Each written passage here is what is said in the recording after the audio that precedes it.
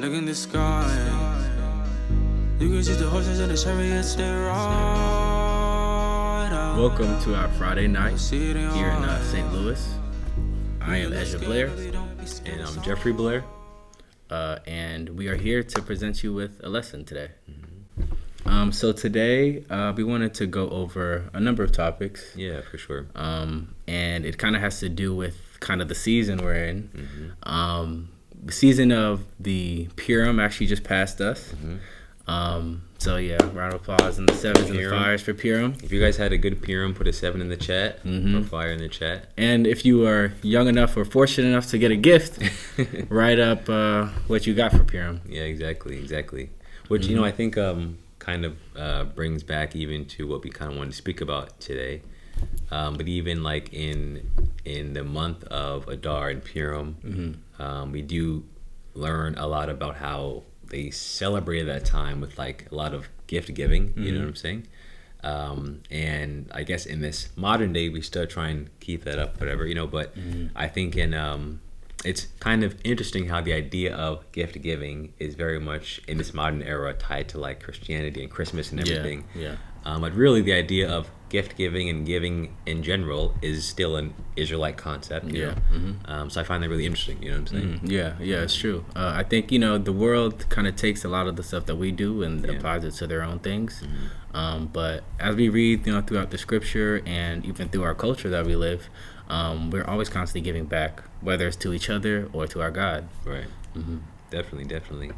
And I think too, especially like in this time and like in the period of Adar till like New Year, Passover, and everything, I feel like it also, or at least I can feel it, where like the mood in Israel shifts and is like much more positive, uplifting, almost like you desire to give and to sort of give back and give gifts and everything, because it's like from the period of Adar until like New Year and Passover and everything, I feel like you're energized by the amount of like the amount of blessings that we have attained throughout our history, whether it's from Hadassah and Esther or going to Moses and coming out of the Red Sea and everything, you know. So I think this entire season and era is one of like extreme joy and gift giving and all those things, you know. Yeah, no, it's true. And I think that it makes sense also that we also exiting Purim enter our New Year as well, kind of having all that around like a very similar season as far as, you know, coming out of like the dark, cold times. And it was rough here in Missouri, tell you that. A lot of snowstorms and kind of going into, you know, starting to feel the sun and the rain come out, and just see life grow. Yeah. Just see life. Yeah. That's another thing too about the New Year, and I know we're not talking about the New Year today, but I do love that you see like that cycle of life. Yeah. And you see that when our New Year comes, the earth is sort of responding to it as well. Yeah, it lines up. Exactly. Up, yeah. And but it also goes into with your mood and everything too as well. So you're like more, again, I feel like you're more willing to like get involved and do things and give and all those things. Put your hand in. Exactly, to put your hand in to kind of do things. So we hope that you guys have had a good Purim, a good Adar. We hope that you're having a good Abib season, from New Year to Passover and all those things, and preparing for those feasts as you should, of course. I guess getting a little bit more into what we wanted to speak about today, though, which is kind of related, is just the idea in general of not gift necessarily, but just giving back, right? Yeah. And I think, you know, as we just said, we sort of do this giving of gifts and whatnot to each other, to the poor. Of course, we think about giving to our God, to our nation. I'd really like delving into like what that means, you know, and delving into like what exactly that looks like even for us in this, you know, in 2022 even, you know. Yeah. And I think to start off, I guess like what would you say it looks like for you to say like, oh, I'm giving back, you know, giving like, back, yeah. I think for everybody it's different because I think everyone has a different set of skills, talents, or anything that they kind of can bring or offer to the God of Israel. And I think it's also, and I say this all the time, about maintaining that relationship. And I think even as we read more, we'll be able to see how that relationship is formed. But I think it really has to do with your relationship with the God of Israel, because only you know like what you and him, like how you guys connect, and like what you would want to give our God, or what he would want from you, right? No one else can really, like, I mean, people can definitely help, and I think elders and peers and different people within the nation, I think, can help people and guide people like on their journey of trying to understand like what can they do to help. But I think at the same time, there's also a very internal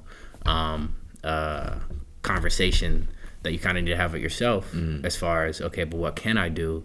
What can I offer? And I think it kind of would be subjective based off of kind of who you are and your role. Right.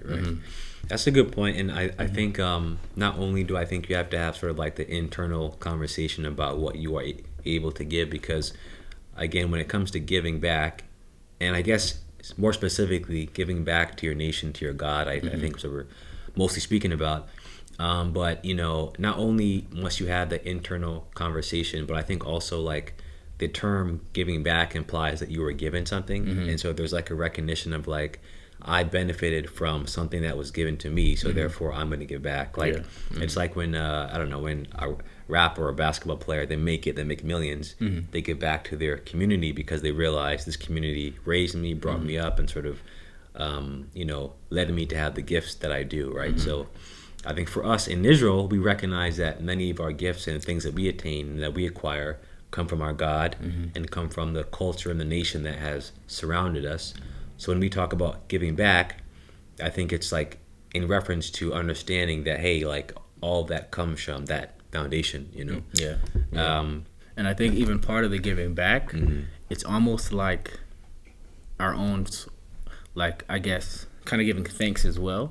I think giving back is also how we kind of do our thanks to our God because of all of the ways that he have helped us. As you said, giving back implies you're given something, right? So, I mean, we know we don't just come to the nation just to take information, take blessings, take, right? That's not really what a nation is about. And it's funny, like even like back in like, I don't want to talk about too much stuff about the U.S. history and stuff, but I just remember in history class, I remember one of my teachers.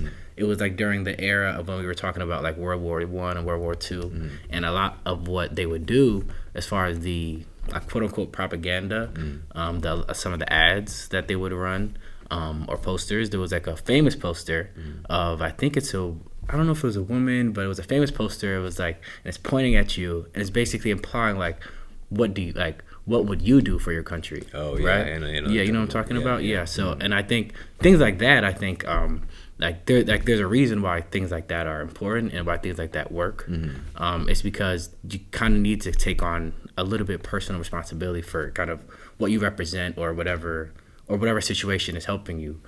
So I think when you apply that to the Israelite nation, it's no different. As far as you kind of providing your service to at least help with the nation, no matter your talent. For sure. And I think especially because we are a nation within a nation, right? And I think we're also a growing nation too as well, that's trying to ensure that we have everything that we need to become a thriving nation. And I think back in the day, I think it might have even been a little bit easier because it was sort of ingrained into the culture. Like, for example, if you're a young man back in the day, you're automatically at some point going to go to war. Yeah, like go to war, right? So you're almost ingrained in the culture this is how you're going to give back.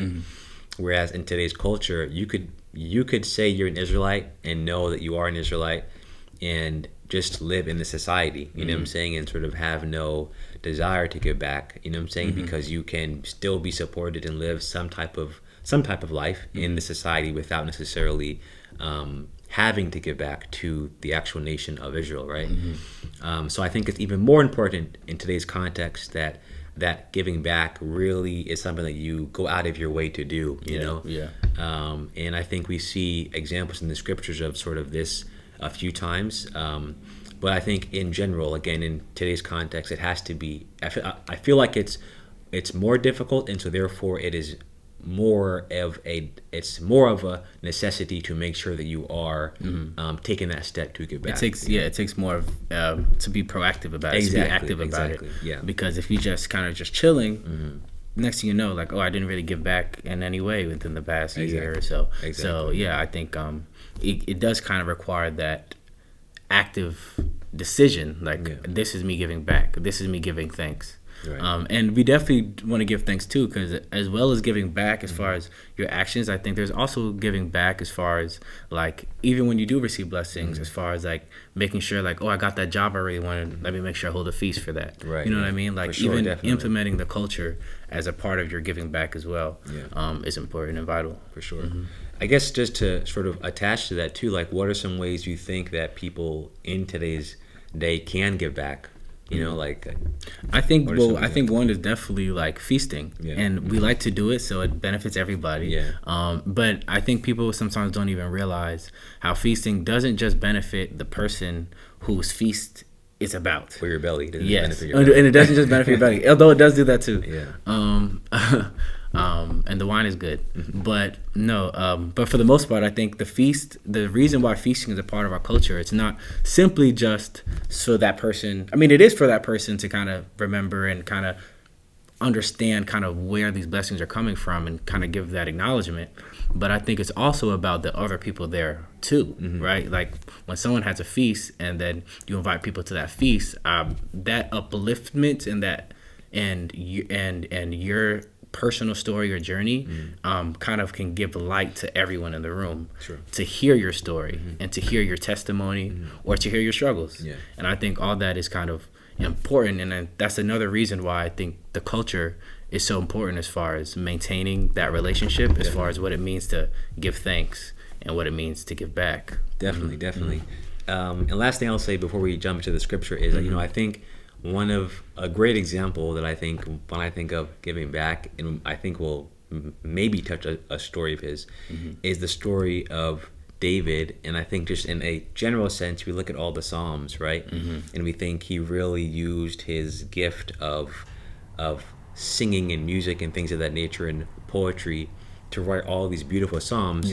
That I think now we look at the Psalms like this spiritual text, but in his world and what he could do, he was creating music. He was using his talent to say, I understand you saved me many times in battle and many times in this way, and you blessed me with many gifts. I'm going to use this gift to honor you, to give back to you. Same thing with, you know, even his skill of war.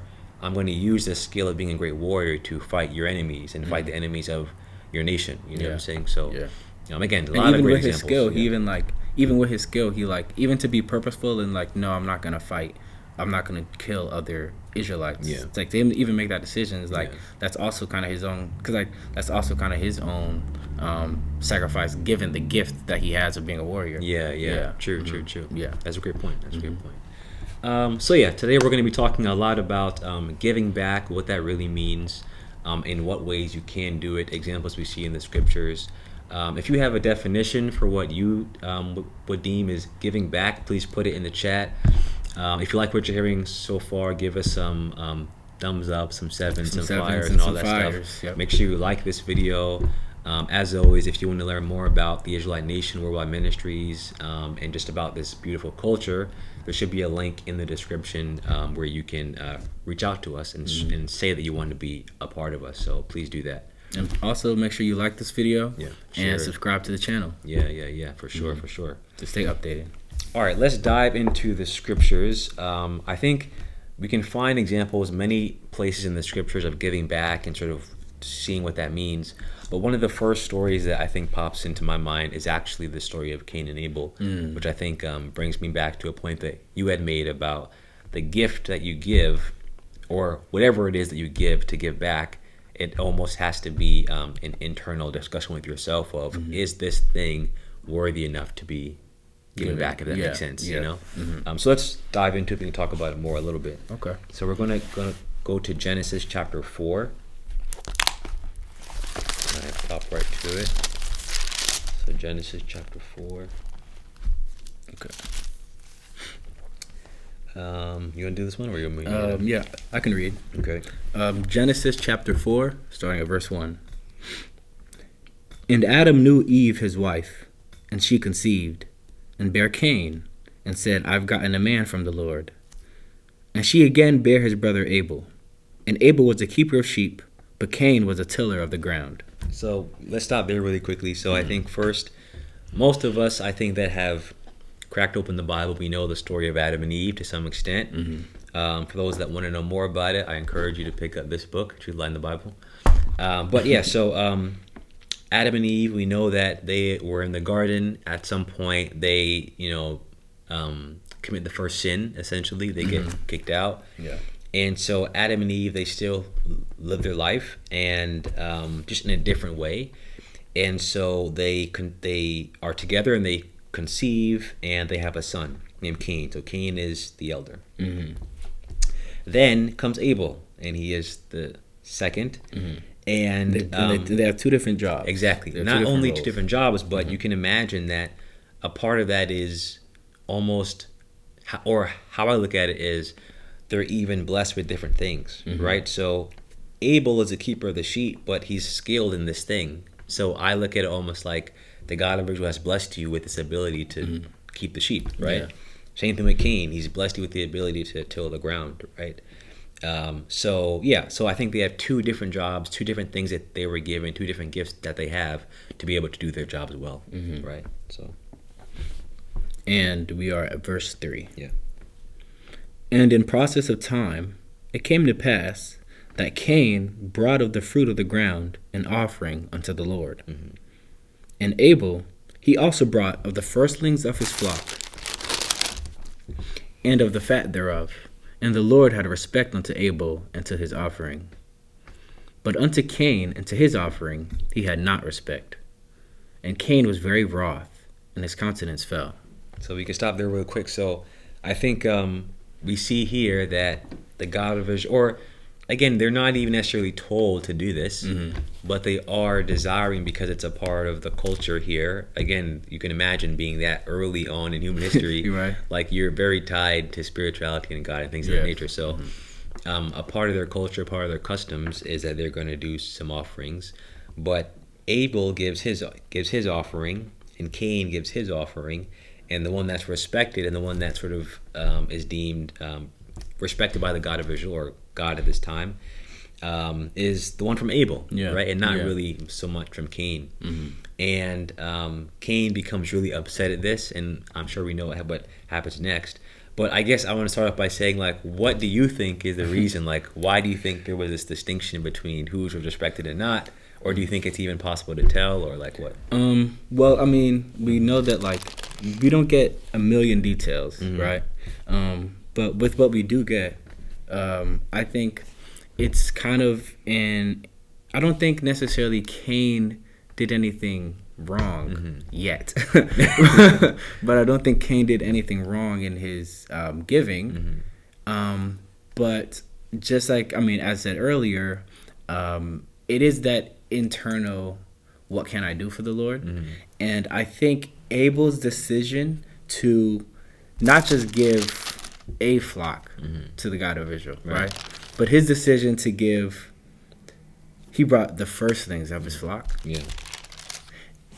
And one that had a lot of fat, like one that was it was a very healthy firstling fat offering. Yeah, and I think that's a good point that you bring out. And I think, one of the things I love to do is when you read the beginning of the scriptures, you read, the book of Genesis specifically, you read the story of Adam and Eve and Cain and Abel, Abraham and Isaac and Jacob. You read their stories and you see how the things that they did set us up later down the road. Yeah. And one of the things that I realize, as we go down into like the story of Passover and Tabernacles and whatnot, one thing that God of Israel says is, like there are certain parts during those feasts that are mine. And sometimes he'll say like, that he likes the smell of the fat. He likes the bones. You know what I'm saying? Those are not things that you touch during that time. That because there are certain things that I like, And so we can kind of see even in this, there are certain things that the God of Israel likes and prefers, But I do think you're right. I don't think the term firstling is there just for any reason. I think it's there because Abel decided, yes, I'm going to give the first that I have, the first of my flock. And as you said, give you the fat thereof. So it's healthy in all these things, and I'm offering it to you, understanding that I'm not going to keep the fat to myself. I'm not going to give you the scraps. Whereas Cain, I think it says he brought fruit, which again, I think it would have been okay, but I think understanding that he didn't necessarily give the first of his fruit or anything like that. He Special gave fruit. Yeah, exactly. The best fruit Right. was just a fruit. Right. And so I think there is something to be said that I think Cain wants to be loved and wants his thing to be respected. So I think there's still a connection there. He wants the God of Israel to respect his blessing. Yeah. But I think again, it's sort of again like one of those things where Abel seems to go out of his way to make sure that he does this thing, and Abel is then sort of able to have his thing be respected more, and I think that sort of bothers him. Yeah.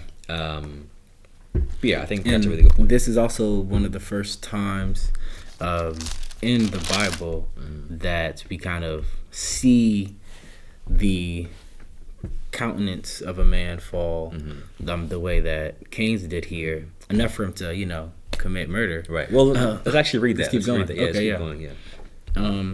All right. Where were we? I guess 6. 6. Yes. And the Lord said unto Cain, Why art thou wroth? And why is thy countenance fallen? If thou doest well, shalt thou not be accepted?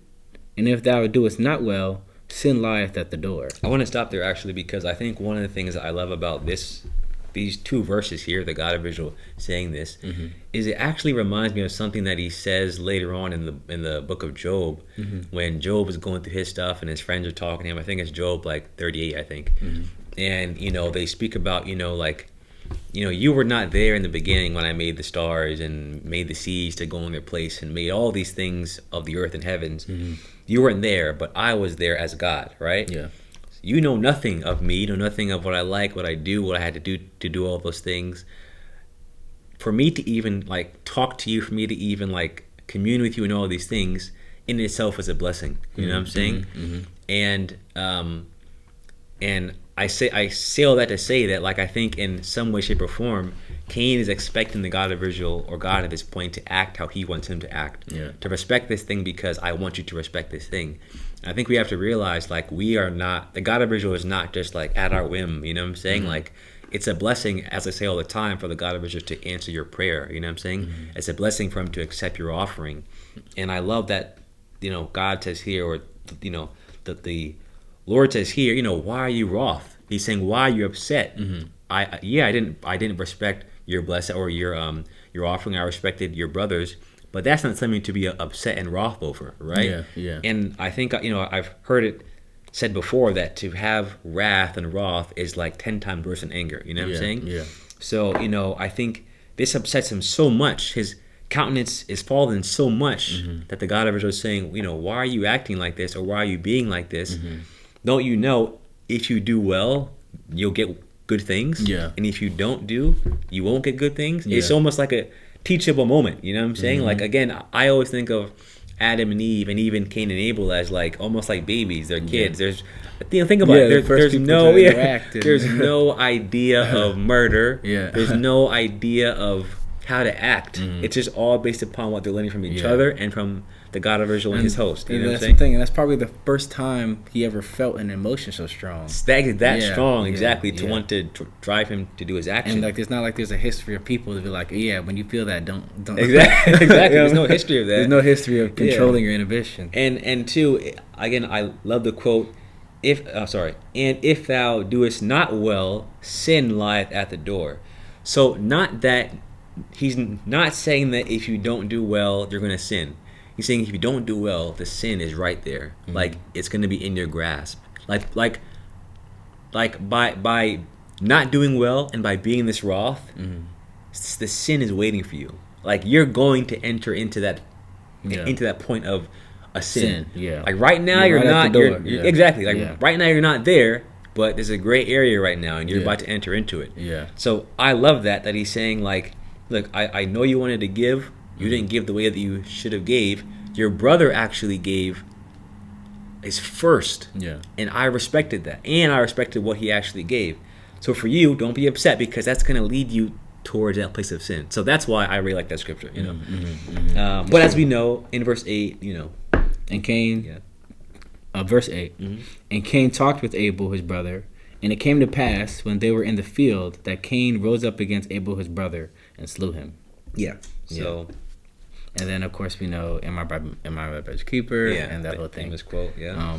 And I think with sometimes I wonder like Abel was hurt, well, more than hurt, and even though he kind of did things right, and so I think that type of weight. Abel or Cain? Abel. Okay. Abel. Yeah. Abel was hurt, but I'm saying that type of weight that kind of Cain has to bear now. Oh, I see what you're saying. Yeah.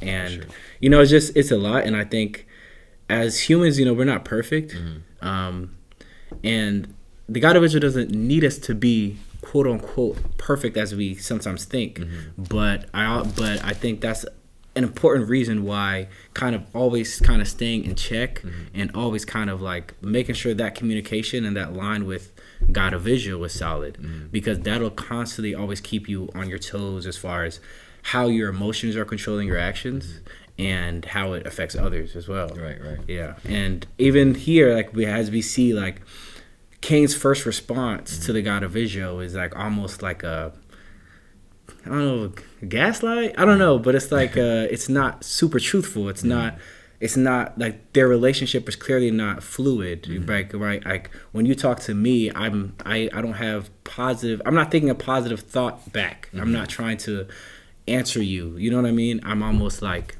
throwing you to the side a bit. And so I think Cain kind of falls down this kind of slippery slope, as you said. Sin lieth at the door. We kind of see the slippery slope of his emotions turning into something so much bigger. Yeah. I really love that verse. And again, I think you're completely right. And what you said before in the beginning is, it's not that we all have to give back the same way, even, we don't all have to give the same offering, even. Yeah. And I think it's good to put your ego aside too. As I said, you give an offer, you say a prayer, whatever that is, it's the blessing that is received. It's not the given. You know what I'm saying? It's not the given that's going to be accepted, So therefore, don't be wroth at it. Look and see what your brother did. And you know what I'm saying? See if you can do that. Maybe I can do better. Exactly. Yeah. And it doesn't have to be his offering, but the best of what you can give, I think, is sort of what I take from this anyway. Anything else from this one specifically that you wanna bring out, or you think kind of? I think that kind of makes sense to me. And as far as what you added, as far as it's not necessarily about their jobs, because they each have their own jobs. So there's nothing wrong with Abel's job and nothing wrong with Cain's job, right? They just each have their own job. And both is necessary to live and survive and everything. Exactly. Yeah. So I don't think it's about he did this and he had a better job. Because you could generalize that and be like, okay, well, if I'm a poor person in Israel and I'm a rich person in Israel, can we equally give the same? Yeah. But it's not really about that. It's about that internal, okay, what can I give based off of what I have, right? So in this situation, they have two different jobs.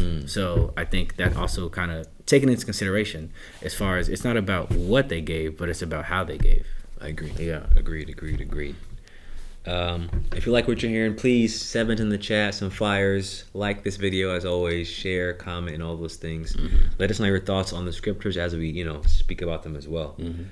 So let's, I guess, keep going in the timeline of everything. One of my favorite stories to talk about when we talk about giving back is sort of what we call, I guess, the patriarchs, like Abraham, Isaac, and Jacob. And the one that I would like to go to is actually the story of Jacob. So let's go to Genesis 28. Talk about that a little bit. And of course, we've spoken pretty much all the time about Abraham, and we cannot. We're not going to go to him, but we know his story, and his giving back is exponential. And we know how Abraham gives it up. You know what I'm saying? He was the first to do circumcision. You know what I'm saying? So he give up his entire family. Exactly.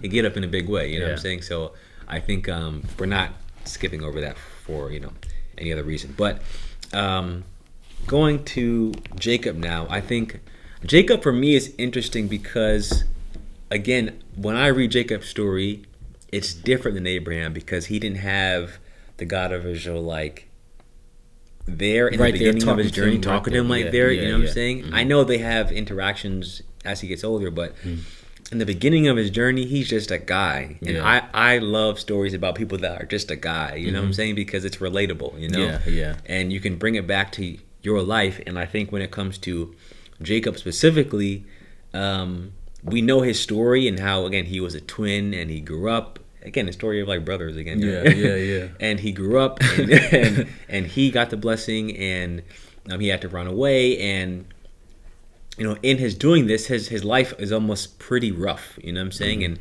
having to sort of be on the run, be on the walk all the time.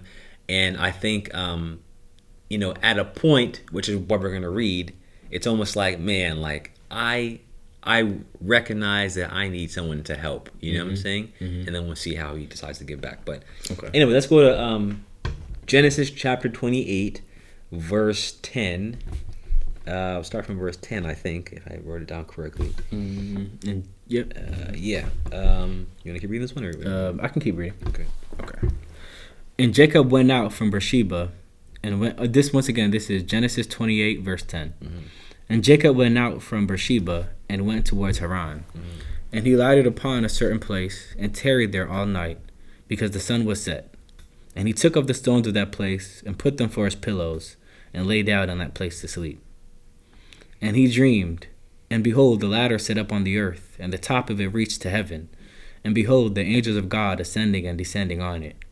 And behold, the Lord stood above it, and said, I am the Lord God of Abraham, thy father, and the God of Isaac. The land wherein thou liest, to thee will I give it, and to thy seed. And thy seed shall be as the dust of the earth, and thou shalt spread abroad to the west, and to the east, and to the north, and to the south. And in thee and in thy seed shall all the families of the earth be blessed.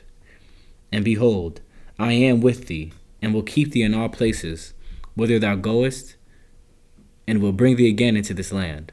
For I will not leave thee until I have done that which I have spoken to thee of. We can stop there really quickly. So I think first we're seeing that, of course, as I mentioned, Jacob has had sort of a tumultuous, if that's the word, sort of beginning of his life. And so he's at this point now, he's resting, put stones for his pillow, he's lying down, he dreams his dream. And really, I think, I mean, if anyone dreams his dream, you're a pretty blessed person. Yeah, yeah. So he dreamed a dream where essentially the God of Abraham and Isaac, and soon to be him, is telling him, I got you. You know what I'm saying? I just said in the previous verse, for the God of Israel to even answer your prayer is a blessing. Imagine how much of a blessing it is for the God of Israel to say, look, bro, you're going to win. I got you. I know got what I'm you. saying? Right. So I think that's one thing that is important to bring out too as well. But I think also to recognize too that, you know, I think, again, in our modern day, we can think about the God of Israel like, oh, he did Egypt and he did Babylon, and he did this and Esther and Ezra and David and Solomon. But when we go all the way back to the beginning, the God of Israel at this very point and moment, how I look at it, has a short resume. You know what I'm saying? And from this point, even till we get to even the time of Moses, the God of Israel is kind of building his resume. I know that sounds weird, but he's building a resume that people can know him, to say, okay, this is the God that brought the Israelites out of Egypt. Yeah. This is the God that made Sarah and have a child in her old age. He's doing all these miracles to say, this is how you can recognize me. This is who I am. You know what I'm saying? Yeah. Even in how we talk about him as the God of Israel, the God of Abraham, Isaac, and Jacob, we even are putting him to a people in who he has blessed. You know what I'm saying? And being able to tie him that way. So he's always trying to, again, allow his resume to speak for him, you know, to sort of speak for itself. And like even in his name is his resume. Exactly. Yeah. Exactly. And so I say all that to say that I think when we look at what, you know, Abraham did as Abram first, to leave his family for a God that he didn't really know, the God's resume like that, and then for Isaac and Jacob to come about, I think we think that, oh, it's just automatic. He's going to go to that God. He's going to, you know what I'm saying? But it's like, no, like this God that is here is sort of new to this to this people, you know? Yeah. Like, people before Abraham and Abraham aren't really praising the God of Israel like that, how we might think, you know what I'm saying? And that is sort of even the reason for the need to be Abraham, Isaac, and Jacob. I'm kind of ranting, but the point that I'm saying is that for Jacob at this point to get these words from him, it's a blessing and it is great and it is amazing, but still in his mind, I can imagine saying like, oh, like I don't even know this God that well. Exactly. You know what I'm saying? My grandfather and my dad, they spoke about him. They told me stories about how great and amazing he was. I never personally saw him. So to have this dream is frightening. First of all, very frightening. But also, again, I don't necessarily know you like that yet. Yeah. You know what I'm saying? saying? I think I just saw it. My eyes glazed across it. But even if you go up in the verse, so verse 7, it says, and that Jacob obeyed his father and his mother and then was gone. So, around. Well, it's like, it's almost like, oh, he's still being guided, right? He's not, he doesn't have the answers. He doesn't have all the answers. Like even him going there to the place he's going, it's like the instruction through, he knows this God, he knows this culture through his dad and through his mom. Right. So as far as that personal, that direct, I'm talking to you, he hasn't really had that yet. Right. And it's so relatable, I think, to modern day because Abraham comes out of essentially Babylon, right? That's essentially like, you know, if our parents or grandparents found the Israelite Nation Worldwide Ministries in America, right? It's like technically like we are Americans, you know what I'm saying?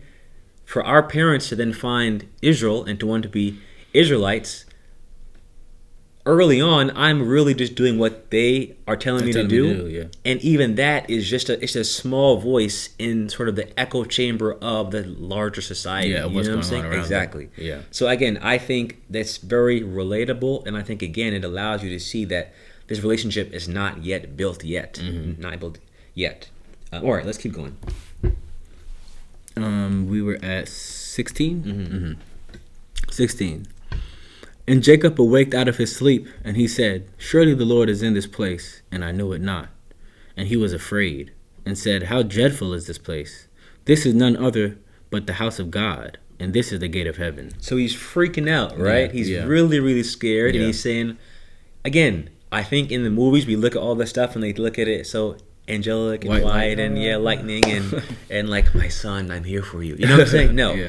He's extremely scared. He's waking up out of his sleep. He's like, oh my goodness, I'm in a place that is holy. I didn't realize. And, you know, I think that is sort of a theme you see in the Bible too. Holy things oftentimes are pretty scary and pretty frightening, right? So he's saying, oh my gosh, this place is holy. I didn't realize that. I shouldn't be here, or I got to do something. So what is his reaction here? 18. And Jacob rose up early in the morning and took the stone that he had put for his pillows and set it up for a pillar and poured oil upon the top of it. And he called the name of that place Bethel, but the name of that city was called Luz at the first. And Jacob vowed a vow, saying, if God will be with me and will keep me in this way that I go, and will give me bread to eat and raiment to put on, so that I come again to my father's house in peace, then shall the Lord be my God. And this stone, which I have set for a pillar, shall be God's house. And of all that thou shalt give, me will I surely give the tenth unto thee. Okay, so I love this. It's one of my favorite scriptures of all time. Because, again, in verse 20 we realize, like, it wasn't really a given that he was just going to follow through with this. You know, again, it's about building their relationship. And Jacob sets it up to say, all right, if this God that I'm praying to, this God that I just built this altar for, this God who I just heard this voice of, who again I heard of from my parents, but I don't really have a relationship with, I don't really know the resume of this God. But if you're coming to me, telling me these things, if you can actually, and he asks for specific things. I want peace when I go back to my father's house and actually make it there. I need food to eat. I need clothes on my back. And just, again, you to be there with me on this journey. So he's asking for all, you know, the basic necessities of life. And peace, of course. And guidance. Yes. He's saying, if I can get all these things, then you'll be my God. And this again, and this is again speaking almost foreshadowing and almost, I guess you can almost say like a prophecy almost. This pillar is going to be the house of God, right? And the last thing is, I will surely give the 10th unto thee. Yeah. Nowadays, we say tithe. We say we give a tenth of what we have. But I want to make it very clear that that comes from both Abraham and Jacob giving from their heart, just giving. No one is saying and forcing them, hey, you got to give me a tenth. You got to give me this much. Right. That was just never in the dream it said give exactly. me a tenth. Never in the dream did it say, Jacob, when you wake up, give me a tenth of what you got, right? Yeah. He himself says, I'm going to give a tenth of what I have. And so what I love about that, again, it comes from him internally. It's his decision. It's his decision. It's what he wants to give. And as I mentioned before, I love looking at the early scriptures, because then we see why we get to Exodus, why the God of Israel says, and you guys are going to give a tenth. Yeah. You guys are going to give those tithes, because I'm the God of Abraham, Isaac, and Jacob. And that was a precedent started from what was genuinely given from Abraham, Isaac, and Jacob. And I always think anyway that the way that Abraham, Isaac, and Jacob were, enough that the God of Israel wanted to be called their name in his name. Yeah, like just how they were organically and genuinely, that's how the God of Israel wants us to be. And that's the purpose of even having the law. I'm getting very ranty and excited right now. No, it makes sense though. Yeah, it makes sense though. It does make sense to me. And I think as far as even the whole idea of him kind of taking that mantle up to do that himself, to kind of like, this is not his dad telling him to do it. This is not his mom telling him to do it. Yeah. This is him. I mean, he's afraid. Yeah, it's kind of scary to be in the presence of something that strongly spiritual. Yeah. But at the same time, he's like, okay, well, if you are truly who you say you are, and this relationship truly exists, not only in how you're describing it to me now, but how my mom has described it to me, has my dad described it to me, has my grandparents have described to me, and the passing down of this blessing that my mom wanted me so hard to get, in all of that, I choose out of my heart to give you 10% of what I have. Yeah. And I think that's something that to learn, and I think that's something, as we were talking about, as far as the whole idea of giving back, right? The whole idea of when we have this relationship with this God, as far as what it looks like, it's not take. Oh, thanks. Okay, guide me. Yeah, please. I'm scared. Please guide me. But no, it's like, oh, if you guide me, I got you. Yeah. You know what I mean? And so so I think you're right. I think the God of Israel kind of choosing these people, whether some of them, Abraham old, Jacob young, but regardless, choosing them at whatever stage of their lives that he chose them to kind of take that mantle up and kind of walk in his name, and him being able to take their names and, as you said, even put them in his name. That's the importance of kind of this foundation being laid. I think the mindset is definitely the mindset that the God of Israel wants, right? When he's making this covenant with Abraham, saying for generations to come, your seed will be blessed. This mindset is supposed to come down with us, right? So even as we come down to, as we are right now in 2022, I think we still need to find ways for us to be able to do that, right? It may not look like a tenth anymore, because I mean that's just how we tithe now, but it can look like in other ways, given your whatever you offer to the God of Israel, or however the God of Israel has blessed you. What is the ways that you can take that blessing and give it back to him? Right. Agreed. And I think that's the key. Again, going back to Cain and Abel, it's not exactly what because again they had different gifts and different things. I don't know if Cain could have given the same exact thing that Abel gave, and not being sort of one that was with the flock, you know what I'm saying? But he could give the first of what he had in his fruit, and you know what I'm saying, and of the land, he could have given that, so I think, again, it's about what you can give, and it has to be like this. No one is forcing you to do it. It's from what you want to give. And another thing, it's like, it's not a competition, right? Exactly, it's not like it's not a Cain is like competition, so analytical about it, but like, oh, am I had the best gifts? I had the best. It's not about that, right? So, and that's what we see. It's a genuine wanting for this relationship to be positive. Exactly. And even Cain being kind of like, I know I'm going to the backstory, but to the other story. But even Cain kind of even showing that dismissiveness, it shows his intentions maybe were to win. You know what I mean? It wasn't necessarily so it ends up being about him. Yeah, exactly. Almost, so yeah. but we see here with Jacob, like, oh, it's not. It's like, I mean, it is about him. It's like, yes, he had this dream for a reason. It's about him, but at the same time, Jacob knows that, like, this God that came up to me, I know that his purpose or whatever his plans are bigger than me. Right? His purpose is bigger than me because, I mean, once again, he's heard everything from his lineage. So, yeah. Yeah. And, even what he's asking for is not like, make me rich and I'll give you stuff. It's like, like, hey. He's asking for the bare minimum. Exactly. Can I live? Give me food, give me clothes. Yeah. Let me get to my house back safely at some point in my life. And let me have peace and sort of a guidance very generally. And I'll give you a tenth. And again, it comes from what he actually wants to give. I think that's the point of it, to the point where if you're a billionaire like Jeff Bezos, and if Jeff Bezos can afford to give anyone he wants $100 million, and he'll still be fine, right? Yeah. If he gives $100 million, and for him, he's given like, oh, okay, I'll give this $100 million, and me, who I'm not a billionaire, I give $10, but it's my last $10. That, I would think, I'm not God. Is respected more because of the intention and how I wanted to give was I want to give all my all, versus in the case of the Jeff Bezos situation, I mean, bro, you have $100 billion, you know what I'm saying? So again, so it's just give what you and your gifts allow you to be able to give, but make it that it comes from within and that you actually want to give it. So, That's what I'm saying. It's not what you give, it's how you give. And why you give. Great. All right. So how do you feel about Jacob? I feel good about Jacob. Again, one of my favorite scriptures of all time. If you have time, read the story of Jacob in its complete entirety, and I think you'll love it just as much as I do. But I feel good about it. I feel good. Jacob's a good one. Yeah. And so next, I kind of wanted to dive, as we're kind of staying into the theme of kind of giving back. And we mentioned his name earlier, but the story of David, and we know that David went through a lot of trials and tribulations. Yes. But despite the very hectic life, I mean, I guess a lot of these guys had a very hectic life.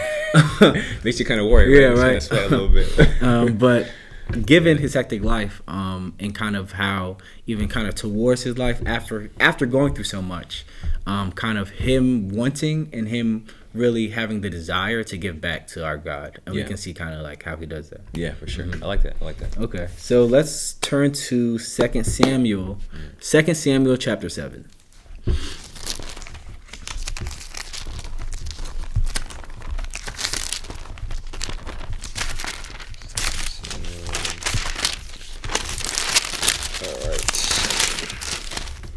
All right. Let's go 2 Samuel chapter 7. Okay. I can read this one for me too. Okay. Chapter 7, verse 1, 2 Samuel. And it came to pass, when the king sat in his house, and the Lord had given him rest round about from all his enemies, that the king said unto Nathan the prophet, See now, I dwell in a house of cedar, but the ark of God dwelleth within curtains. And I guess just for some context to realize that up until this point, from the time of Moses, the God of Israel gave the Israelites instructions, our forefathers instructions of how to build the tabernacle. And they essentially had to move around with the tabernacle. And it was essentially a tent, a lot of curtains and things of that nature to sort of build a tent for the God of Israel to, of course, exist with the people. Right? Because at the time, we didn't have a central place. We were on our way. Right. And up until the time that we enter into the land of Israel, which was, previously the land of Canaan, up until that point, we were fighting a lot with the people in the land because, again, the God of Israel instructed us to clear the land of everyone there and to make the land our own. Of course, it didn't go exactly like that, but along the way, we're still fighting wars up until the point that even in the time of David, they're still fighting wars of people who are in the land of Canaan, right? So, so that being said, this entire time, the God of Israel, his home, sort of the temple, the tabernacle, Is mobile, exactly. It's not one set place. And so at this point, King David is saying to the prophet, he's saying, look, I have peace around me now. I'm not fighting a lot of wars right now because, again, I'm the guy in charge now. I'm the top one in charge now. Yeah. That being the case, why is the tabernacle and the ark of God, why is that still in a tent, you know?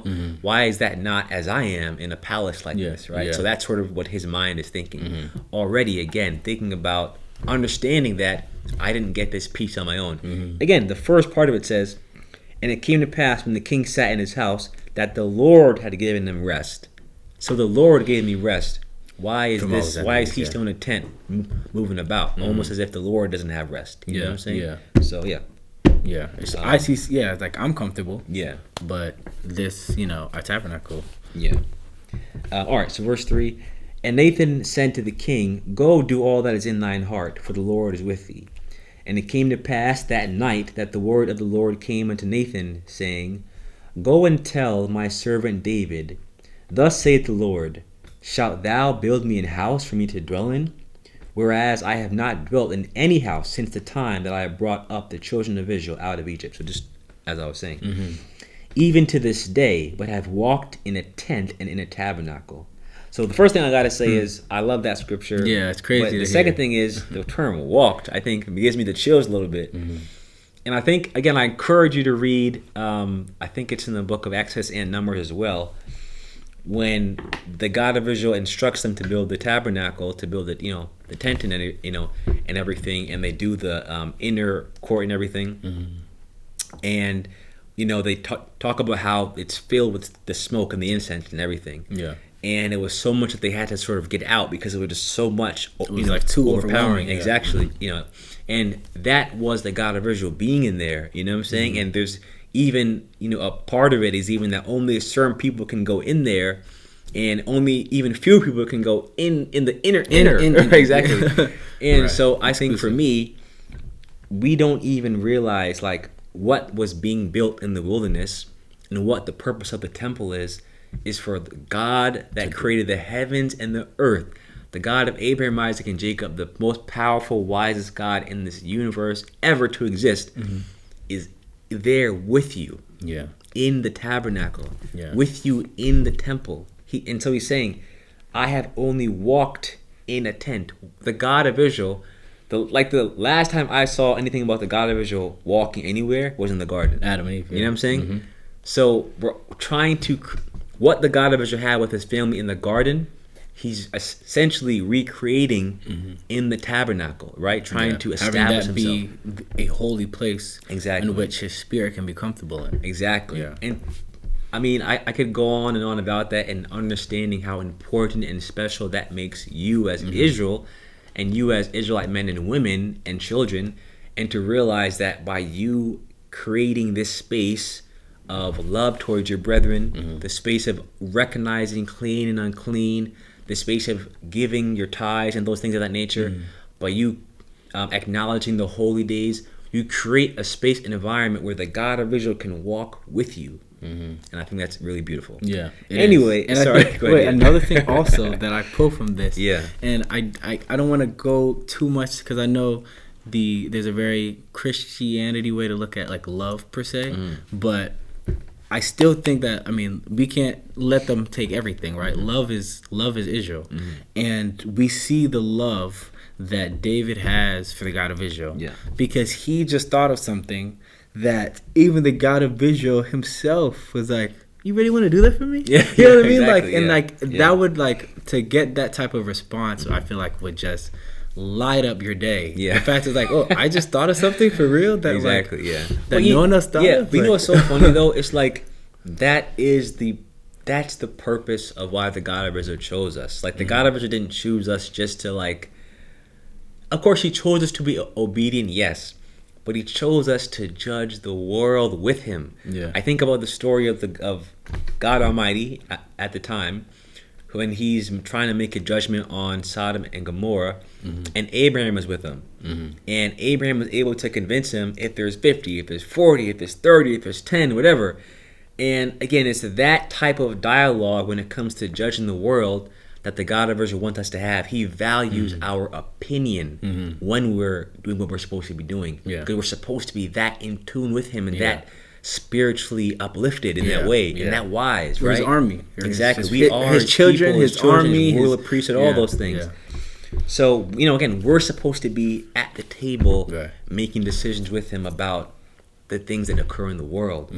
So, again, I really like what you said about how David is able to recognize without anyone saying the God of Israel needs a home here permanently, and the God of Israel says, "Okay, you know what I'm saying?" Like, but it's the moment too. Exactly. He's chilling in the palace. Like, he's resting. He's like, woo, and he's like chilling. He's in a good, relaxed state. Yeah, and he's like, the reason why I feel so relaxed and good is because of my God. Yeah, that's the only reason why I feel so at calm right now. Yeah, exactly. Despite and he's had as we've read, he's had a very hectic life.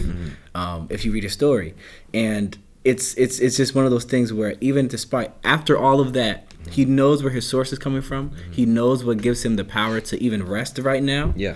And if you know anything about going through trial, which I know a lot of you do. You know that feeling of when you're finally able to rest. It's it kind of like can consume your whole body. Yes. Right, you ever go on a good vacation and it kind of consumes your whole body, and your thoughts kind of just dwindle down a bit to the things that truly matter. And I think for David that was like, oh my God, and like I'm in this palace, and he doesn't even have his palace that I have. Exactly. So yeah, I think even just him having that thought, it's like, wow, that's the mindset that we're supposed to be transferring from generation to generation. Yeah. As we saw Abraham, we saw Jacob do it, and we said the covenant goes exactly. Almost reminds you of Jacob. As we see the covenant go, it says for generations to come. We go down to David, and we see David also kind of having that same kind of forward thinking, like, oh, this is how I'm gonna give to you. This is how I want to do it. So yeah, it's just something to definitely, I think, for everyone to kind of think about. I love it. I love it. Yeah. All right, let's continue on. So I was in verse 6, so verse 7. In all the places wherein I have walked with all the children of Israel, spake I a word with any of the tribes of Israel, whom I commanded to feed my people, saying, Why build ye not me an house of cedar? So he's saying, I never asked this of anybody before. Now therefore, so shalt thou say unto my servant David, Thus saith the Lord of hosts, I took thee from the sheepcote, from following the sheep, to be a ruler over my people, over Israel.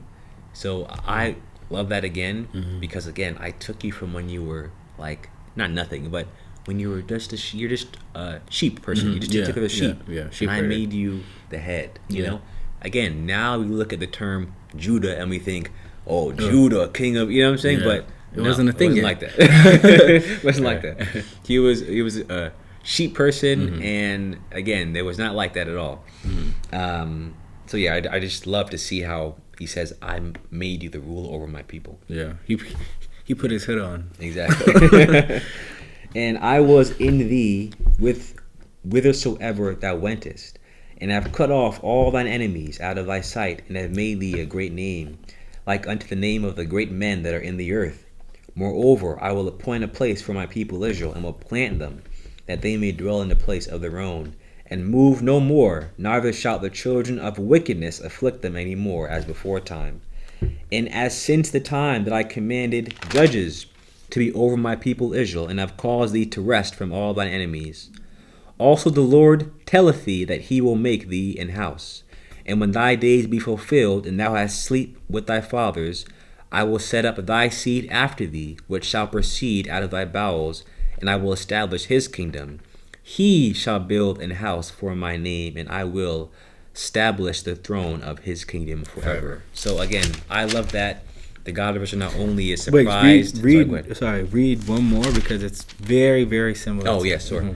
I will be with his father. I will be his father, and he shall be my son. That's really the part I wanted to get to, because it's like it's the same relationship, the same relationship that Jacob had, the same relationship that Abraham had, same relationship. Nothing changes, and so when we apply that to kind of like us today, it's the same relationship. You know what I mean? So that's something that we need to understand. We have to kind of understand our own power, right? Like we have to, as you said, when we're doing right, right? And we kind of have to, there's a lot of basics that I know a lot of us have to still work through. But despite that, when we're doing right, we do have the power. We have the power of God. We have the power to communicate with him and to have that relationship, to be able to give him things that he doesn't even expect, you know? Exactly. And, So, yeah. and that's the beautiful thing is, again, he says, I didn't even ask for this. I there's no time have I said, build me a house, you know? Yeah. And you're saying you want to build me a house? Yeah. That's beautiful, you know what I'm saying? Like, I didn't ask for a tenth, and you're saying you want to give me a tenth of what you have? Yeah. And so I think there's a lot of nobility, there's a lot of love, there's a lot of blessing in being able to say, I recognize your blessing so much. Here's what I want to give you. Here's you don't got to even ask for it. Here's what I want to give. Here's what I want to give back, quote unquote. And really, like, you know, I think even giving back, I think, is too small of a phrase, because again, it's really just love. I'm moving in love, and as you said, I hate that Christianity has taken that word and like made it sort of a word that you almost hate because they use it so much, overused. Yeah, and overused. Don't really mean it. You know what I'm saying? But when we say that we move in love when it comes to our God, it's really that. We move in a real sense of love. Yes, we obey. Sure, we do our laws, but that's the bare minimum. Like when people talk about, do you know the law, statutes, and commandments? Okay, sure, yes, but I mean the rules. Exactly. But I'm reminded, and you know, it's so funny because I read this verse. I'm not going to go to it, but I read this verse a couple weeks ago, and the verse is, you know, the Sabbath day was made for man, not man for the Sabbath day. And that's a whole different lesson for another day. But the point is that, like, the law was made to make man more perfect, right? But the point of it is, as I mentioned before, to make you as Israel akin and likened to Abraham was without the law. Does that make sense? Yeah. Because Abraham was perfect and there was no law. Yeah. And I know I keep rambling and ranting and everything, but again, I think it's simpler than people want to make it out to be. Yeah. Love your God. Love your brethren. Treat your brethren right. Yeah. Treat your God right. That's really, and that's It's the really, point that's of even the basis of exactly. everything. That's what Jesus was saying when they said, like, what's the most important commandment? Yeah. What's the most important law? And he's like, bro, there's only one God, the God of Abraham, Isaac, and Jacob. He's your God. Love him and love and treat your brethren right. That's basically what he was saying, right? That's the point of all of this. Yeah. And if you, it's hard to get in our It's hard. skull. It's hard, You know but what I'm saying? it's simple. It's very simple. The whole the relationship contains a lot of love. Yeah. And love is kind of the guiding factor behind all the laws and the statutes and the commandments, right? As you said, like, it's so simple. Abraham didn't have a book. Abraham didn't have a book as far as, oh, this is what I need to do. It says from show up in Egypt, I need to, it's like, no, right? Jacob didn't have a book. It was like, okay, well, I need to, it's a relationship, right? It's a mentality, and it's also followed by actions. Exactly. Your actions. The God of Israel didn't, at the time of Jacob and Abraham, didn't have a resume. Yeah. You know what I'm saying? Not really. You know, they could see. So they had to go off of that. And again, they came with love. And David, again, no one is telling him to build this thing, but with love he's doing it. So again, I love it for that reason. So. Yeah. Anyway, It's amazing. no, I'm sorry I keep ranting and everything, but if you like what you're hearing, 7 in the chat, flyers in the chat. I want to see your opinion. I want to see those long paragraphs. Yeah. Give me long paragraphs telling me what you're thinking, how you're feeling about the message, and what your thoughts are when we say we should be trying to love our God more and trying to show that love through, again, giving back. Yeah. You know? So how do you show your love? Yeah. How do you show your love? Yeah. How do you show your love? Put it in the chat. Yeah. Okay. Throw it in there. All right. Where should we go from here? So, more about giving back, as we said. I want us to go to the book of Nehemiah, actually, and see if we can tap into that as well. We know, of course, the story of Nehemiah. Again, that rebuilding that occurs. But let's just go to it and kind of see. All right. But yeah, tell us again exactly how you give back, how you show love to the God of Israel. Let's start. I guess we can start just for some context. Chapter 1, Nehemiah is essentially saying a prayer So I want to just go to the end of the prayer though. Okay. So verse, I think 9. Verse. Chapter 1, verse 9. No, repeat that real quick. Okay. So this is Nehemiah saying a prayer. Yeah. Maybe start from 8, sorry. Start from 8? Okay. This is Nehemiah saying a prayer to the God of Israel. And at the time, we know that Israel is not in a good place right now. So Israel is currently under the leadership of Persia. Mm-hmm. So Persia is clearly over Israel right now. Mm-hmm. That's the context. Remember, Nehemiah chapter 1, verse 8. Remember, I beseech thee, the word that thou commandest thy servant Moses, saying, if ye transgress, I will scatter you abroad amongst the nations. But if ye turn unto me, and keep my commandments, and do them, though they were of you cast out unto the uttermost part of the heaven, yet will I gather them from thence, and will bring them unto the place that I have chosen to set my name there. Mm-hmm. I love that.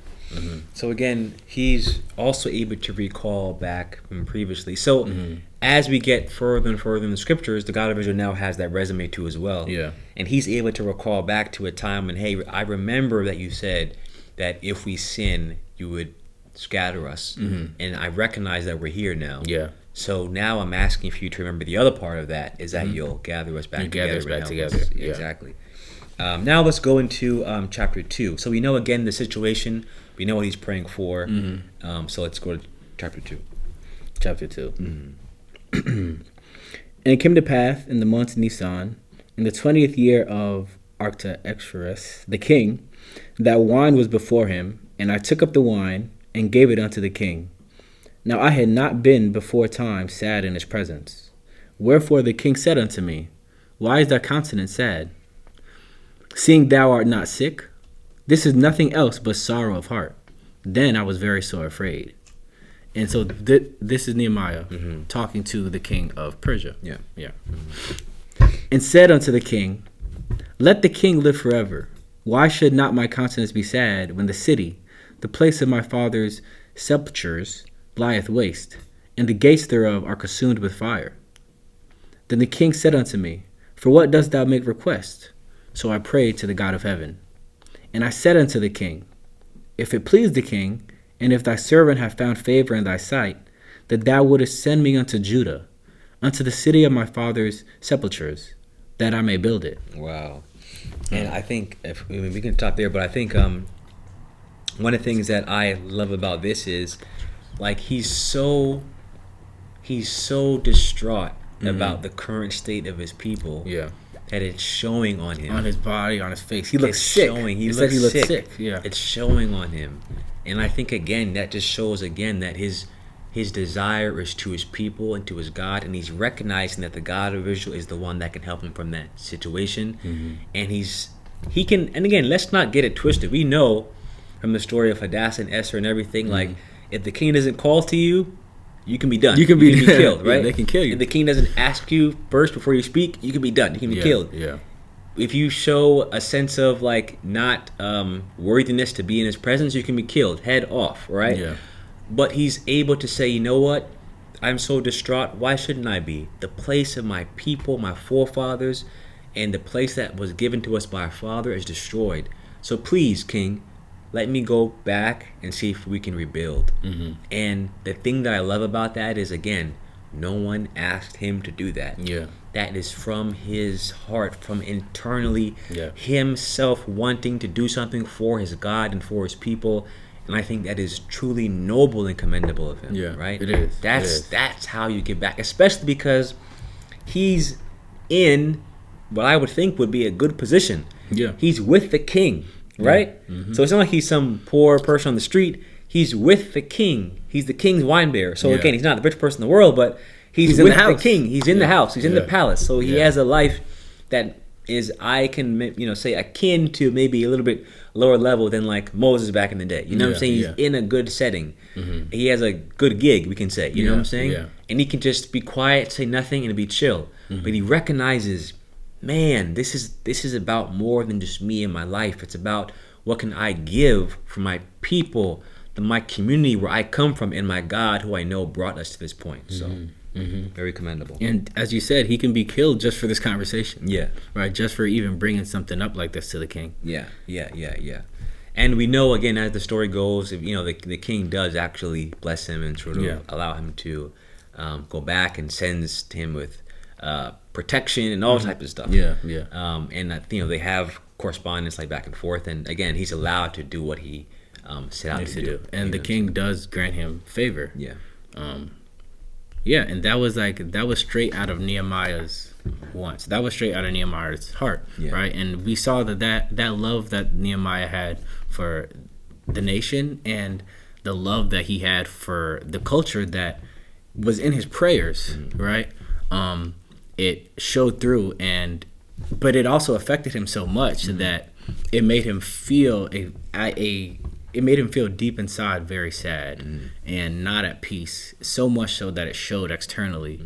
And I think that's dedication, and that's also understanding how this culture is not about per se any one person, right? Because Nehemiah himself is okay, right? There's nothing specifically in his life going wrong as far as his own, whether it's career or family. Like, he's okay. He's nothing, but his conscience is sad because of his people. Great point. Yeah.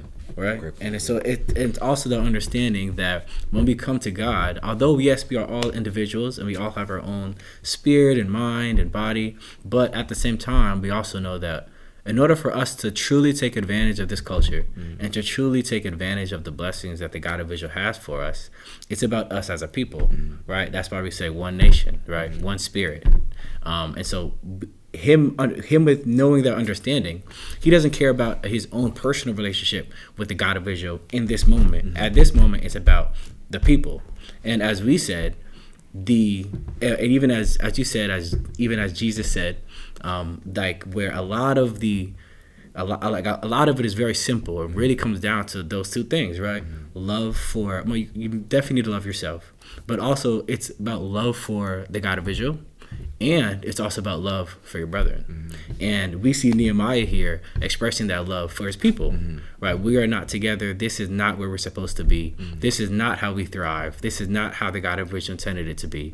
This is and he goes back, as you said, all the way back to Moses, as far as he told us about situations like this. And this is not as a people, this is not where we need to be. Right. Yeah. Right. Agreed. Couldn't have said it better myself. And I think, again, Nehemiah is reminiscent of people like David, people like Jacob, like Abel, like Abraham, of course. Again, that just give from what is within them. Yeah. All right, where do you want to go from here? Well, we were referencing Jesus a lot. Yeah. So we could maybe dive into a little bit of Matthew. Okay. Let's do it. So let's turn to Matthew 19. Let's do it. Matthew 19. Yeah. All right. And again, if you like what you're hearing, please put some sevens in the chat, some fires, some thumbs up.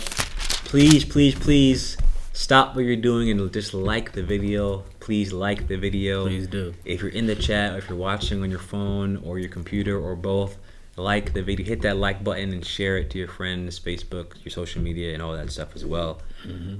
Let's really get this message out. Again, if you really want to be a part of us and learn more about us, there should be a link in the description of this video that if you fill that out, someone can reach out to you and you can be in contact with us so that we can, again, talk about more of the scripture, our culture. You can be invited more into seeing what exactly it means to be an Israelite and what we actually do to sort of live on a day-to-day basis, right? So that being said, let's get back to the scriptures. We said Matthew 19, right? Where do you want to go here?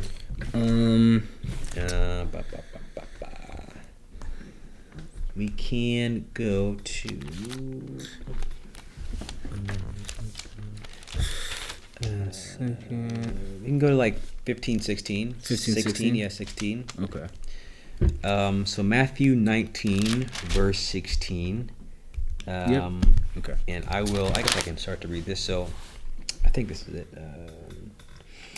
And behold, one came and said unto him, Good master, what good thing shall I do that I may have eternal life? So, one thing I want to mention before I go any further is, Jesus the Christ, and we mentioned again a couple months ago about the Christ and the importance of the Christ and who the Christ is, and when Jesus, the person is speaking, who many times is actually speaking. And again, so when we talk about when we hear these stories about people coming to him in the street and asking him questions, we have to really put ourselves, again, I wish this was like a film, really put ourselves in the time to realize that there are many that are against him.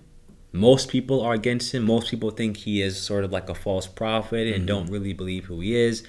A lot of people, especially from where he's from, just see some boy, they just see Jesus, and sort of as he's going through, though, there are people that are recognizing who he is. That's how he, again, gets his disciples, his apostles. And then further on down, as he heals people and does these many miracles, other people recognize him and say, man, he is someone of God. I want to see, he obviously knows a lot. I want to go and talk to him and learn from him and things of that nature. So here we have someone, a random man that is not really known, comes to him and says, hey, how can I gain it, eternal life, and he said unto him, verse 17, and he said unto him, why callest thou me good? There is none good but one, that is God. But if thou wilt enter into life, keep the commandments. So, as we just said, of course, the bare minimum. Look, people sometimes want a fancy answer, right? They want an answer of, okay, first you got to take a feather of that and this and that and put it in and mix it in, and then you drink it and you're good. You know what I'm saying? Yeah. People want to know like a fancy. They want you to tell them, what do I have to do? Exactly. Tell me what I have to do right now. They want you to say like, okay, go on the river and bathe 21 times and spin around 3 times. You know what I'm saying? They want all that fancy stuff. They want them like the magic, we'll say, and right? now you're perfect. Exactly. Yeah. But he's like, look, keep the commandments, right? Like, let's start there. Keep the commandments, do the laws. You know all that stuff already. Just keep it, right? And it's funny. Right. It's another thing. It's like it's not necessarily a super duper important, but to our point. But at the same time, one thing I just gotten there was the fact that he called them like, "Oh, good master, like what do I have to do to gain eternal life?" And like just like the it shows a little bit of the personality of the Christ, or of Jesus the Christ, as far as how like how he answers it. It's like, okay, first of all, like, why are you calling me good? Like, the only thing that's good is God, right? And like, just that frame, just that mindset, it's almost like his mindset is just like, look, I'm like almost like I'm here to do a job. You know what I mean? Like, I'm not saying I'm just like a perfect being. You should praise me. It's not about that. It's about our God, right? It's about our God. Like, I'm just an ambassador of God. So when you come up to me, like you're. Like, I'm just, everything I'm telling to you is coming from God. Right, exactly. It's coming from our God. Right. Yeah. Right. So again, wanting you to recognize even where his blessings and miracle giving, all the stuff, where that comes from. Where it comes from. Yeah. Exactly. So he sort of says that, and then he says again, keep the commandments, bro. Right. Yeah, and it's a very simple answer, as you said. It's plain and simple. Like, well, keep the commandments. Right. So verse 18 now. He saith unto him, which is a very silly question. That's what I'm saying. This is just as you said. It's like he's searching for like something crazy or deep, or like, what do I have to do to? So right. Jesus said, "Thou shalt do no murder. Thou shalt not commit adultery. Thou shalt not steal. Thou shalt not bear false witness. Just like the rules. And thou shalt love thy neighbor as thyself." Exactly. He's like, you want me to list them? You want me to list all the commandments right now? Okay, whatever. So he lists them, and he's like, just don't do these things and do these things. The young man saith unto him, all these things have I kept from my youth up. What lack I yet? So he's saying, like, look, I was born into this. I'm not new to this. I do this. You know what I'm saying? And maybe there's a sense of, not entitlement, but just like, oh, I did do all that. Yeah, exactly. So I'm good. Exactly. He's like, look, I do all that. I know I do all that. Tell me more. What can I do to sort of elevate more and have this eternal life? What lack I yet? Exactly. What lack I yet? Then, verse 21, Jesus said unto him, If thou wilt be perfect, go and sell all that thou hast, and give to the poor, and thou shalt have treasure in heaven, and come and follow me. So, he's saying, okay, fine, you do the commandments, you do all of them that I said, go sell everything you have now, and come, let's go. Right? Mm-hmm. You want to look. You want to talk big, Yeah. like you want to talk big like a disciple or an apostle. You want to talk big like that. Go sell all you got. You know what I'm saying? Yep. Like, and let's walk. exactly. this Let's earth walk. Right. barefoot, If you're saying, sandals. if you're saying, look, if I tell you do the commandments and you say, Psh, I do them already. Yeah. Please go sell everything you have. You know what I'm saying? Yeah. Well, because what you're saying is that you're already at a point of perfection. Yeah. You're already there. That's I what do you're it telling me. already. I don't need to do anything else. I should have do all that already. Go sell what you have. Verse 22. But when the young man heard that saying, he went away sorrowful, for he had great possessions. Then said Jesus unto his disciples, Verily I say unto you that a rich man shall hardly enter into the kingdom of heaven. I want to stop there. It's oftentimes in Christianity. Wait, I think you can do one more verse. I can. too. Okay. Yeah. And again, I say unto you, it is easier for a camel to go through the eye of a needle than for a rich man to enter into the kingdom of God. Okay, yeah, you're right. So I think in Christianity, we get this sense of, especially when it comes to black people, is suffer now, be poor now, Yeah. and then when you die, you go to heaven and you get riches. No, Yeah. that's not what's being said here, okay? Yeah. Sometimes when we read the scripture, we got to take out that Christianity Mindset. mantra and mindset that we were sort of ingrained with and read it for what it is, taking into consideration the culture and how they did things at the time. So all he's saying is that for a rich person, someone that holds a lot of their value and worth and ego and what they have and their possessions here on earth, it's hard for that person to actually be able to detach themselves from those things. I'm not saying that every rich person has to give all their money away. That's not what I'm saying. But if that is what is holding you, if that is what you value more than getting eternal life, then hey, bro, you're not gonna get it. Yeah. You're saying it's very hard because the more you are into these physical things, the more away you go away from spiritual things, right? And I think that can, and as you said, it can be very misunderstood because I think a lot of people may look at it as in like, oh, well, if you're rich, you can't enter. Like, Exactly. so, Not what's so being said. there's a tendency to just bash people who have success or just bash people who have money or have wealth. But that's not what we try to do at all because we want to build wealth, right? David had a palace and he wanted to build something crazy for that God of Israel. You can't do that with no money, right? Yeah, exactly. You're not gonna have a gold palace with no money. David was rich, Yes, right? He was, right. very wealthy. And when we think about the first man that the Almighty God chose, as we were talking about earlier, Abraham. Think about him. He had a bunch of stuff. He's very wealthy. He couldn't just leave his family with Exactly. nothing. He had a whole bunch of things. And he had at least 300 men under him that Yeah. he had to feed and all these things Yeah. as well. So if he had at least that many with him, Women, you know what I'm saying? children. Exactly. Yeah. Women, children. You Servant. have to consider he had Yeah. to be a wealthy person. Yeah. Remember, he went to Egypt and these places. He was hanging out with Pharaoh. You know what I'm saying? Exactly. There was that connection there. So, right.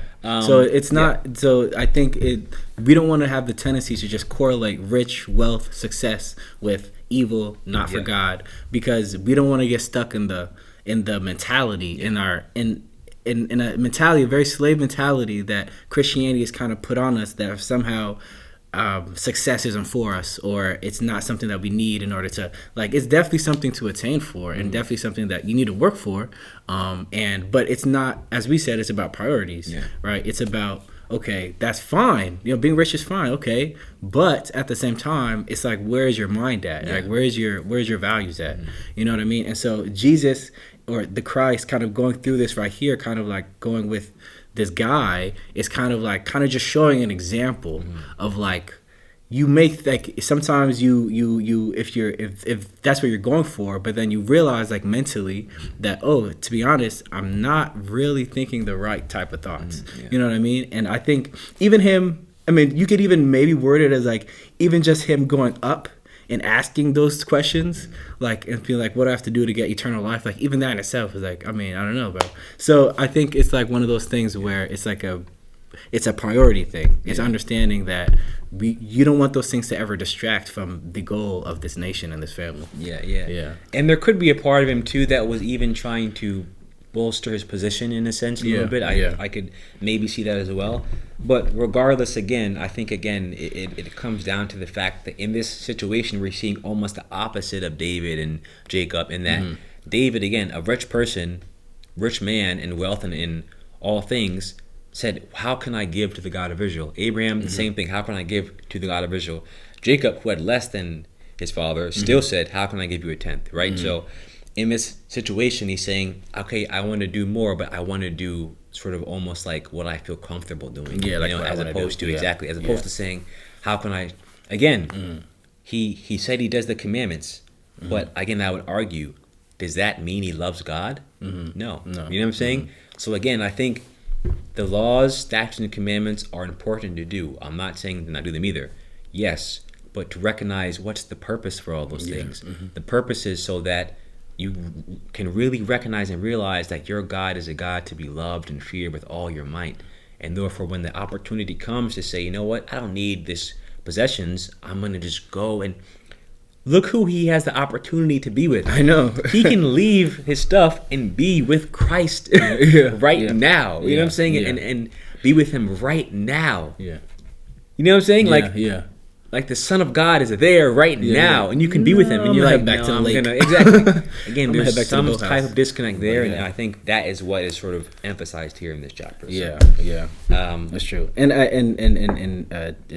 it's important. It's kind of see the various perspectives, because it really is so simple, right? It really is so simple, right? We have our laws, we have our commandments, we have our statutes, but I mean the point of it all, like you would hate. It's like a what's it called? I mean, we always say our relationship is kind of like a parent-child, but it's kind of similar. It's like a parent does all this for their kid, and they have like rules set in the house and rules thing of that. But the point of it all is so that that kid develops into the right type of person, right? And the type of person that shows love to his family and everything. For that kid to come out and then have no love for his parent or no love for the thing, well, clearly whatever the rules were, it didn't work. You know what I mean? Like, so as we know, it's not just about the rules, right? Because it's not about, okay, don't do this, don't do that, do that. It is, but like, that's surface level. That's just how to live as a man here on earth as an Israelite person. That's just surface level. Circumcision, all those things. That's all cultural. But the actual, that's step one. Yeah, that's step one. But the actual work, the actual grind, the day to day, the mental challenges, the trials, what builds your faith, what keeps you together as a community and a family, what allows the family to grow and to prosper. It's that relationship, right? It's deeper. Agreed. I think, again, this is a really great scripture, I think, to emphasize that for sure, that it is deeper than doing the bare minimum. It's deeper than doing what you're told. It's about doing, again, what is in your heart, what you desire to do for the God of Israel. It's deeper than that. You know, I think for us as Israelites in 2022, I think it's important for us to, and in this new time, this new year and everything as well, as we look back at this previous year, let us look forward and say, how can I give the God of Israel more? Because I promise you that if you're watching this video, the God of Israel has blessed you in some way. Whether it's waking you up in the morning. If you're watching this video, he did. Yeah. Yes. Whether it's waking you up in the morning, whether it's allowing you to have food on your table, whether it's allowing you to have clothes on your back, just like with Jacob. That's Jacob all said. He wanted. That's all he needed. If you have food on your table, if you have clothes on your back, if you have a roof over your head, if you have transportation, if you have a family, if you have a wife or daughter or husband or whatever, even if you had none of those things, but you made it to this video here and you're watching here on this video, you are blessed in some way, shape, or form by the God of Israel. And he has the opportunity and the willingness and the power to bless you more, to give you more. But that relationship has to be a two-way street. Think about what, like the saying says, think not what can my God do for me, because he will, but think what can I do for my God, right? And I think that's the main thing, is think about how can I love my God more and more and more, that what I give is genuine as a man or a woman or a child, that I can give what I can give, not based because I'm rich or whatever, but I give what I can give based upon how I was blessed, right? Yeah. And by doing that, that's the goal, that's the point. And the God of Israel can be amazed and say, wow, you want to give me that? You want to give me your last $10? You want to give me your art, your music, your poetry, your dance? You want to give me a house, a building? You want to give me a Israelite business? Like whatever it is that you can give, whatever it is that the God of Israel has blessed you with, and you build and you put your heart into it to give to the God of Israel and dedicate to Him, that's what it is about. And I think that is how we as Israelites in 2022 can give back. It is, because we don't pass a bucket around and say, all right, give what you can. Like, no, it's about the work you put in for the nation. Yeah, exactly. Yeah. Because even if there is just 2 people here serving the God of Israel, as long as they're giving what they need to give, that the God of Israel is going to bless them and see fit that they are okay, and that the world knows who they are as God's people. Because the God of Israel, as we always know, does not even need 1 million people, 2 billion people to worship Him. He chooses a remnant, and He says, if our relationship is good and you give me what is in your heart, you won't have to worry about any enemies or anything. I will be your God, and I will be your father, and you'll be my son. But give what's in your heart. Give what you can give from what's within you, what you really want to give, and I will give in the same way. Right? And the God of Israel can give much more. So just imagine that. You know what I'm saying? So I think the lesson today has been it's been great. And I think this is something that can apply, like, no matter your age, location, where you're from. Definitely, if you want to stay connected with the Israelite Nation, please make sure you like, comment, subscribe, put the 7s in the fires if you like what you're hearing. Make sure you hit our email. We do accept donations as well. And just so we can keep more content going for you guys, and for you guys to be able to get a glimpse of our culture. I think it's been a great lesson. Something that I think all of us can kind of take home with us and kind of think about. Because yes, although we can tell you this, and I can tell you this, and Jeffrey can tell you this, and your elder can tell you different things. But as we read today, a lot of this is internal, and a lot of this is kind of what you know about yourself, and how you choose to be. For sure. So I think it's definitely something that we all can kind of go home and think about and dwell on, and see how we can make this nation better. Exactly. That being said, tune in, of course, tomorrow, Saturday, 2 p.m. Eastern Standard Time, for another great lesson. Tune in every Friday, 7:30 p.m. Eastern Standard Time, to be able to, again, have more of these discussions just like this. I know in this new year, a lot of new content is going to be coming out on YouTube and other platforms as well. So please reach out to us. Go to our social medias and add us as a friend and all those things, because we want to be able to keep you guys in the loop of everything that we are going to be doing. That being said, thank you for joining us. Thank you for allowing us to grace your living room or your bedroom or wherever you're watching this. And I guess with that being said, peace. I'm trying to run away from all the people I face it, but they just keep coming, so I just keep running, I'm racing. Maybe I should look up to my father and make some changes, arrange some sort of meeting so that we can face it. Instead of running away, I'm a priest of the highest mountains. And when people look to the bottom, they'll see that I win abuse. You are the only one that can save me from all of these horrible dudes keeping me away from you. I need to find God in a heavenly place, but I've been looking and I've never seen someone rephrase what they always tell me, because I can understand what people go through when they're lost and they can't find their way. I'm going in a circle, a cycle really. I'm trying to reach my heavenly Father, why can't anyone hear me? Hopefully God can see me right. I'm trying to reach you, I just need to find some light. Light is sometimes really easy to take for granted. So when you don't feel tall and you are really feeling slanted, your light could've flew away like a sparrow, because the light got to pad to avoid his wrath and lead the straight and narrow. He is real. I hope that whoever you are, I'll be able to look upon the stars and still see the oohs and ahs that I always felt when I gazed afar, trying to make a wish from a shooting star.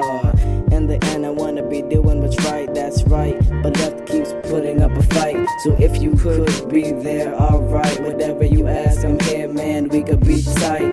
I know this letter isn't formal and I don't wanna have to go put on a suit and tie. Trust me, Father, you help see me through. They try to give me all the lies, you gave me nothing but the truth. So please, oh God, are you really blessing an Israelite to big and not to be? That is the question. As I ponder over the stars bright, hoping one day I can find my light. Light is sometimes really easy to take for granted, to when you don't feel tall and you are really feeling slanted. Your light could've flew away like a sparrow, because the light got the path to avoid his wrath and lead the straight and narrow. He is real light.